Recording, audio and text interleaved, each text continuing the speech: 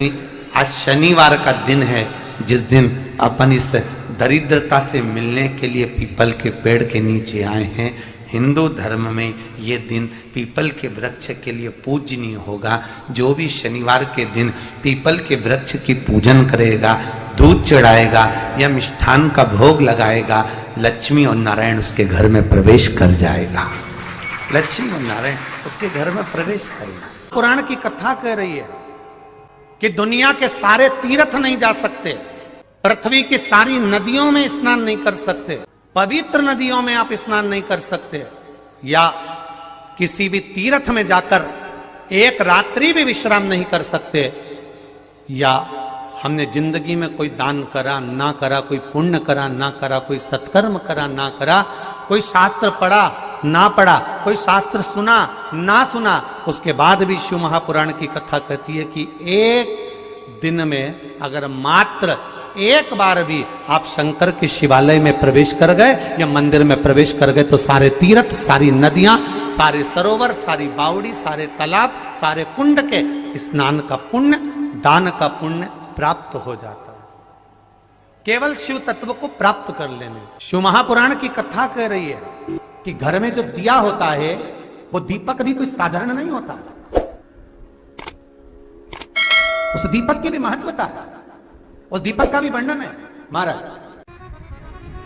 एक बात और बहुत अच्छे से सुनिएगा, शायद आपकी जिंदगी को सवार हो।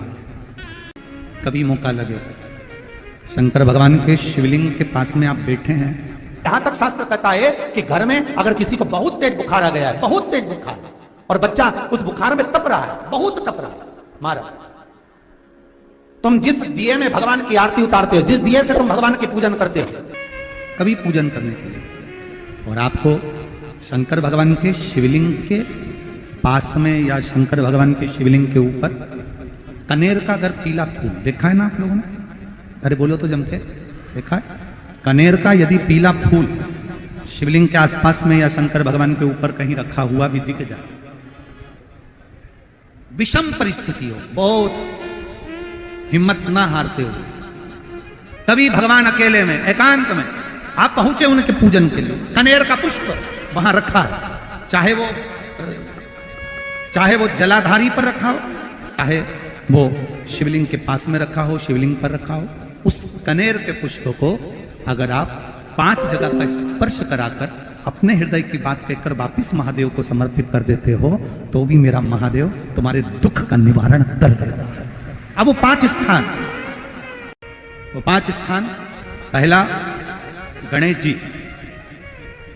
जी का जो स्थान होता है वह जगह, दूसरा षडानंद कार्तिक,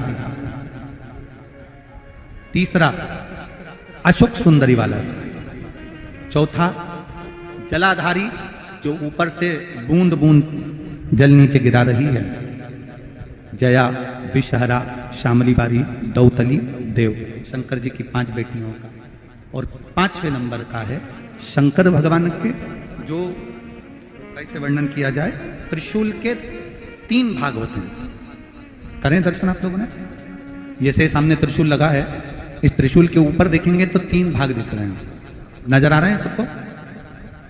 त्रिशूल का जो 3 भाग होता है, उस 3 भाग का जहां ज्वाइंट होता है, जहां मिलता है, एक जगह पर देखो तीनों भाग एक जगह पर मिले हुए, 3 भाग का जहां मिलन होता है, 5वां स्थान, ये 5वां स्थान, यहां पर स्पर्श कराकर शिवलिंग पर अपनी कामना कर श्री शिवाय नमस्तुभ्यम कहकर बाबा से अपने मन की बात कहकर जो समर्पित कर देता है, हम 3 महीना भी नहीं कहेंगे, हम तो कहेंगे अगर ज्यादा दुख है 3 दिन इंतजार करना, मेरा बाबा उस दुख को मिटाएगा।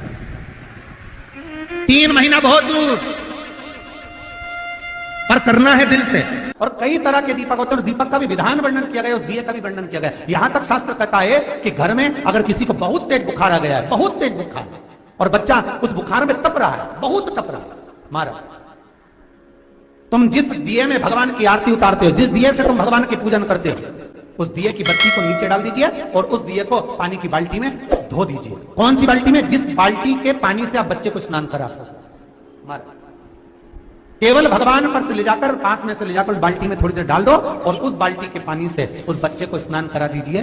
15 से 20 मिनट, आधा घंटा लगेगा बच्चे का। बड़ी बेचैन दिख रही हो तुम, क्या बात है? पार्वती जी कहती है देवव्रत, कश्मीर प्रदेश का एक भक्त देवव्रत बेलपत्री के वृक्ष के नीचे बैठकर आपका मंत्र जाप कर रहा। मैं आपको जगाना नहीं चाहती थी, पर बेलपत्री के वृक्ष के नीचे लक्ष्मी झाड़ू लगाती है, सरस्वती वीणा बजाती है, इंद्राणी उस बेलपत्री के वृक्ष के नीचे जल का सींचन करती है। 33 कोटि देवी देवता उस बेलपत्री के वृक्ष की जड़ में विराजमान होते हैं। इसलिए देवव्रत एक बार पंचाक्षर मंत्र बोलता है तो वो 33 करोड़ बार गिना जाता है। ऐसा बेलपत्री का वृक्ष होता है। बेलपत्री के वृक्ष के नीचे एक बार अगर भगवान का नाम लिया जाता है तो वो 33 करोड़ बार, 33 कोटि बार गिना जाता है। एक मंत्र केवल नमः शिवाय, ओम नमः शिवाय, नमः शिवाय, ओम नमः शिवाय, 33 कोटि बार गिना है। 33 कोटि। भारत की भूमि पर इस मृत्यु लोक में, पूरे विश्व में ऐसे कई घर हैं जिनके घर में गुजारा करने के भी आफत है। पहनने के कपड़े नहीं, किसी के यहां पर भोजन नहीं, किसी के यहां जमीन नहीं, किसी के यहां दुकान नहीं। कोई पूरी जिंदगी किराए के मकान में निकाल देता है। नहीं,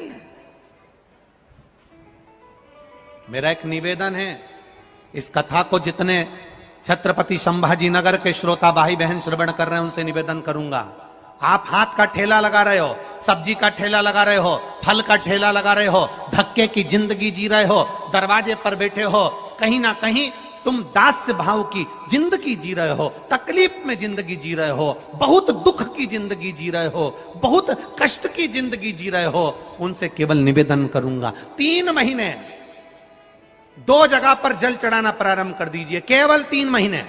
एक शंकर भगवान के शिवलिंग पर, दूसरा बेलपत्री के पेड़ के नीचे।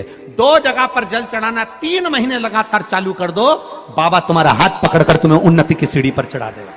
हमें कोई चमत्कार करना नहीं आता और ना हम कोई तंत्र विद्या या मंत्र विद्या जानते हैं, ना हमारे पास में बेल है, ना हमारे पास में भभूति है। हमारे पास में तो केवल शिव का नाम है। आप श्री शिवाय नमस्तुभ्यम बोलो, ओम नमः शिवाय बोलो, नमः शिवाय बोलो, चाहे महामृत्युंजय मंत्र बोलो, उसका स्मरण करते करते भगवान शंकर के शिवलिंग पर जल और उसी पात्र में जो जल तुमने शंकर जी को चढ़ाया है उसमें से बचा हुआ थोड़ा सा जल बेलपत्री के पेड़ के नीचे चढ़ाना प्रारंभ कर दो। अलग से बेलपत्री के पेड़ के नीचे चढ़ाने के लिए अलग से लोटा भर के जल जरूरत नहीं पड़ेगी। जो तुमने शिव जी को जल चढ़ाया,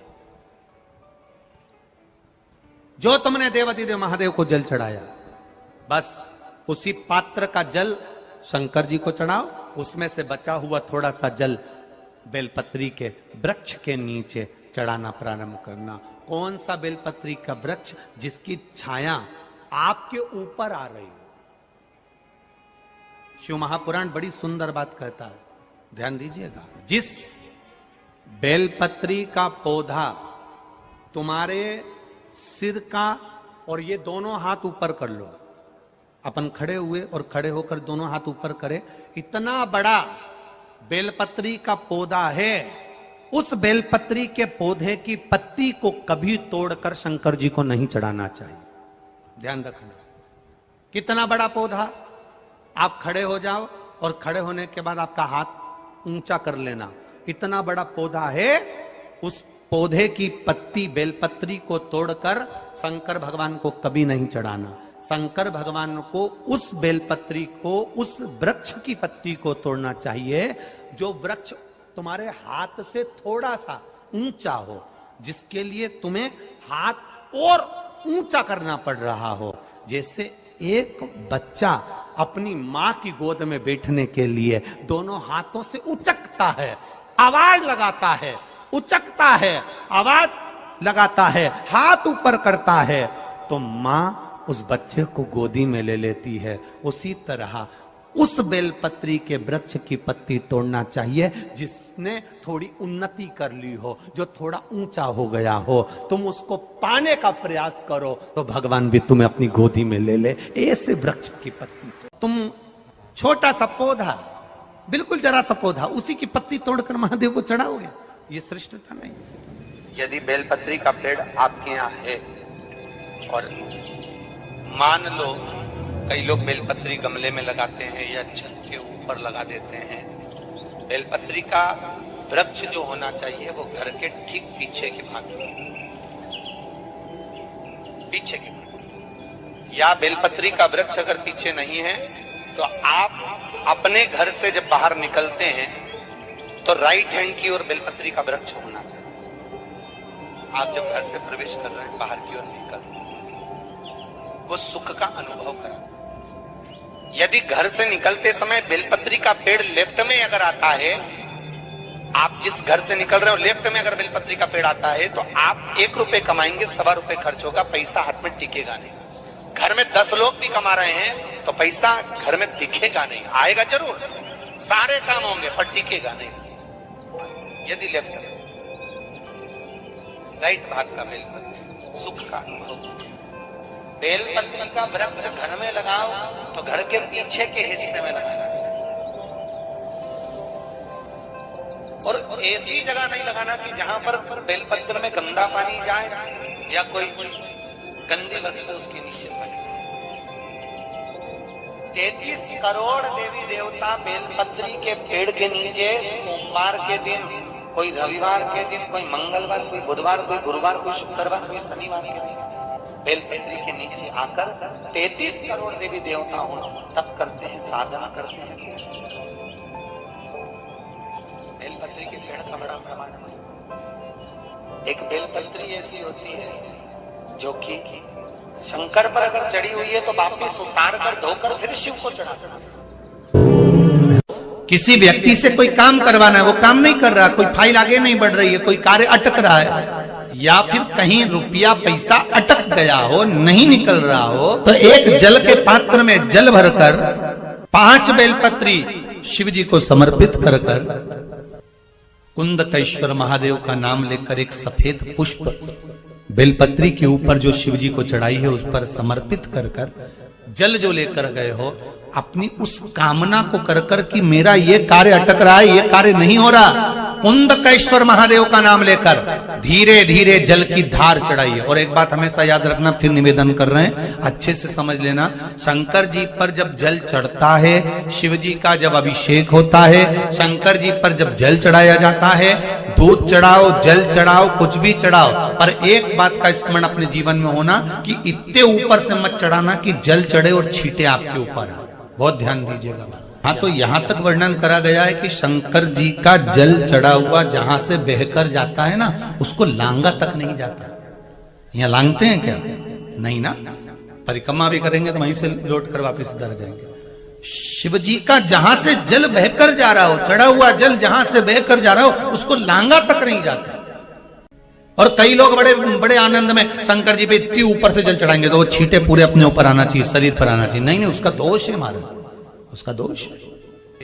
आप भगवान को अगर जल चढ़ाओ, दूध चढ़ाओ, तो मान लो अगर जैसे एक सरल भाषा में समझ लो और अच्छे से, कि जैसे ये शिवलिंग है शंकर जी का, ये शिवलिंग है, और आप जल चढ़ा रहे हो तो इतनी ऊपर से छोड़ोगे तो पानी का छींटा तो अपने ऊपर आएगा, पर वही जल, वही दूध, वही सामग्री आप शिवलिंग से थोड़ी सी दूरी बनाकर अगर आप समर्पित करेंगे तो बाबा उसको स्वीकार भी करता है और आनंद की अनुभूति भी होती है, कार्य में सिद्धता भी आती है, कार्य में उसकी सिद्धता भी आती है। श्री शिवाय नमस्तुभ्यम, हर हर महादेव।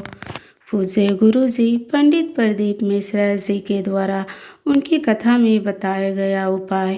पूज्य गुरु जी पंडित प्रदीप मिश्रा जी अपनी कथा में बताए हैं कि शनिवार के दिन पीपल के वृक्ष का पूजन करने से माँ लक्ष्मी और विष्णु भगवान जी का विशेष आशीर्वाद प्राप्त होता है।